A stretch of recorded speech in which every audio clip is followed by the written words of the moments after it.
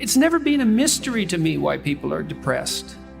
It's never been a mystery to me why people are anxious and unsettled. People deal with very heavy burdens in their life. There's far more to you than you think, because it turns out that you have substantial problems, genuine, deep problems of malevolence and suffering, but that if you decide that you will take that on as your responsibility, dark as things are, there's more light in you than you know what to do with, and there's more light in you than you can possibly manifest. We all have difficult lives, that life is characterized in large part by suffering. There's an inevitable element of suffering in life. And not only is life sorrowful in part, but it's also touched by malevolence, and malevolence of each of us, and the malevolence of our social creations, our societies, and even in some sense the kind of blind malevolence of nature. And so it's a demanding occupation to exist as a human being, and you need something to sustain yourself through that. It's not optional, because the price of existence is so high that without that sustaining meaning, it corrupts you, it embitters you, and once you're embittered, things go downhill rapidly. You get vengeful and you get angry and you get destructive, and there's really no limit to that. And I've been suggesting to people that the sustaining meaning that they can find in their life isn't to be found through happiness, let's say, because happiness doesn't work when you're not happy, when things have gone badly for you, for even for accidental reasons. But you can find sustaining meaning in responsibility, and you can take responsibility for yourself. You can do that. And if you take responsibility for yourself, you treat yourself as if you're someone that's worthy of care and discipline. And that has nothing to do with being soft on yourself or the pursuit of pleasure, any of those things. You can take responsibility for yourself, and that works.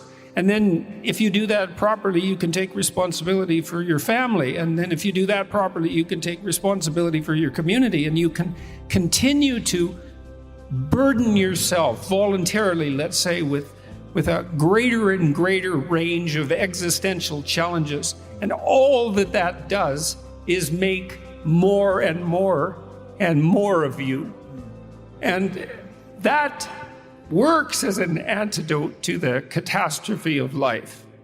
And so I speak to my audiences seriously and pessimistically in some sense about part of the substructure of existence, the mortal side, the fragile side. But there's more to you than there is to what faces you. And I believe that to be true. And then I'm encouraging people to attempt that. And I think part of the reason that the book has been perhaps particularly popular among men is because I don't think we do a very good job at the moment of encouraging men. We have this idea that there's something intrinsically oppressive about the patriarchy and about masculinity in general. And I think that's nonsense. I think that strong, honest, truthful, courageous men pursuing noble goals is of great benefit to everyone, male and female alike. I've always looked at things, I think, in some ways from the opposite perspective of most, and maybe even most psychologists. It's never been a mystery to me why people are depressed. It's never been a mystery to me why people are anxious and unsettled. It seems obvious why they're concerned and hurt and anxious and unsettled. I think the mystery is how it is that we can conduct ourselves so that can remain under control. I mean, people deal with very heavy burdens in their life. You don't have to talk to someone for very long. Someone you might be thinking is doing quite well in the world, and sometimes people are. But you don't have to scratch very deep beneath the surface before you find out that they have a family member who has a serious illness, or someone who's suffering through an economic crisis of one form or another, or who there's some source of genuine tragedy 1 degree removed from them, if it's even removed. And most people, even as individuals, have at least one serious problem that they're dealing with.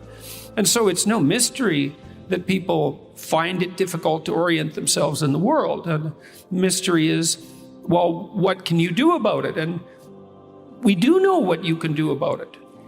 What you help people do is to identify their problems. That's the first thing, is to confront what's there, the reality of what's there, as bluntly as possible. And so you often end up, as a psychotherapist, talking to people about their array of problems. It's as if they're putting their cards on the table. And you sort out their problems. It's like, and no, they often decide that many of the things that are bothering them are not really that important. They can wait, but that there are crucial life challenges that present themselves to them. And they're not just psychological problems, although sometimes they are. They're problems in life, right? Existential problems. And then what you do is you help people break them down into manageable units, let's say, strategically, and confront them voluntarily. And there's an echo of that idea. There's an echo of that in Christian thinking, and the echo for that is to pick up your cross voluntarily, which is that you have an unavoidable mortal burden to bear in life. There's no escape from it, except to directly confront it and to take it on voluntarily. And what's so fascinating about that, 2 things. One is that psychotherapists of every stripe understand that this is one of the primary reasons that psychotherapy works. There's no dispute about that among all the different psychotherapeutic schools, is that the confrontation of existential problems, voluntary confrontation, is curative. And that's really something. And so, and the practical aspect of that is quite straightforward. It also indicates, practical and philosophical, it also indicates to you that there's far more to you than you think. Because it turns out that you have substantial problems, genuine, deep problems of malevolence and suffering. But that if you decide that you will take that on as your responsibility, that you can put yourself together psychologically, just the courage, and you can actually solve the problems. And that seems to be true. It's not a naive wish. It seems to be well within our capacity. And I mean, that's part of the message, I would say, of 12 Rules for Life, is that dark as things are, there's more light in you than you know what to do with, and there's more light in you than you can possibly manifest. And the way to find that out is to challenge yourself against these massive problems, and to find out that you're the one that can deal with them.